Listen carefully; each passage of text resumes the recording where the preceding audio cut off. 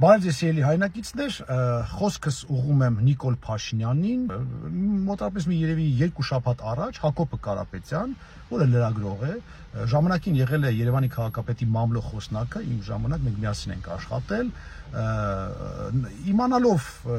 ուրեմն տրանսպորտում հասարակական կարգի պահպանության այդ վարչության ժողովրդի սխալ գործունեության մասին, այն է քաղաքացին վճարել է պատկերացնեք ինչի մասն է խոսքը։ Քաղաքացի նորմալ վճարել է տոմսի համար, մտել են, ասել են, ստուգել են, ասել են դուք չեք վճարել, քաղաքացին ասել է, բայց ախր վճարել եմ, ասել են, չէ, դուք չեք վճարել, տուգ անել են, հետո քաղաքացին գնացել է բանկից հանել է թղթերը, բերել է, ապացուցել է, որ վճարել է։ Այսինքն սա էլ մի պատմություն է, որ առանձին կանդրադառնանք, իսկ մարդը վճարում է, բայց իրեն մտնում են, ստուգում են, ասում են, չես վճարել։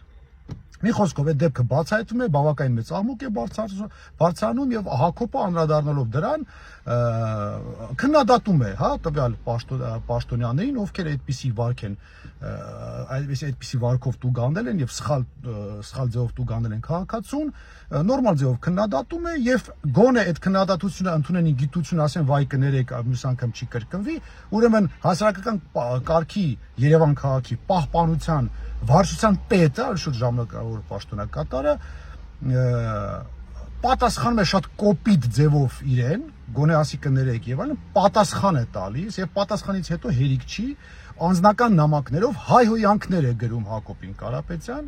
պատկերացնում եք, եւ սպառնալիքներ, շատ կոնկրետ սպառնալիքներ, որ այնպես ենք գլուխդ ջարդել ու այնպես ենք քեզ ծեծել, որ ինքդ քեզ չճանաչես։ Ուրեմն դրանից հետո մենք իմանում ենք դրա մասին, բայց մտքներովս չի անցնում, որ այդ սպառնալիքները կարող է մի օր ի կատարածվի, մտածում ենք, որ էմոցիայի տակ գրել է, հայհոյանքներ եւ այլն, չնայած սա առանձին անդրադառնալու թեմա է, թե ինչպես կարող է Երևան քաղաքի հասարակական պահպանության ծառայության պետը, այն ինչ որ ինքը պետք է անի, պետք է հասարակական կարգը պահպանի, ինքը հակառակը, ինքը հայհոյում է քաղաքացուն, որը իրեն քննադատել է եւ տեղին է քննադատել, եւ ինքը սպառնալիքներ է հնչեցնում, գրում է բառացի։ Անցնում է որոշ ժամանակ եւ Հակոբին Կարապետյան, երբ որ երեկոյան դուրս է գալիս իր աշխատավայրից,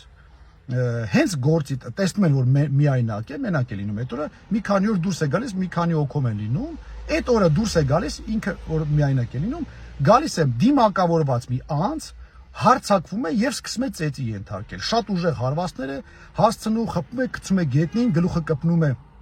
գետնին, արյունահոսում է, մի խոսքով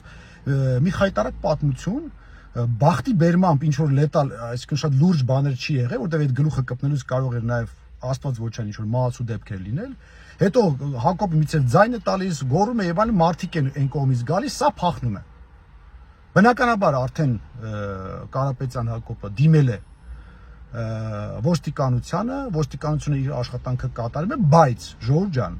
այս ինչին ենք հասել։ Այն որ ՔՊ-ի падգամավորները ամբողջ օրը իրենց ճղում են ազգային ժողովում այսօրվա անդիմությանը ասելով, այ դուք որ ձեր ժամանակ գիշերներով պատեզներում բռնում ծեծում էին, հիմա հոտենց չի։ Տենում եք որ տենց հա։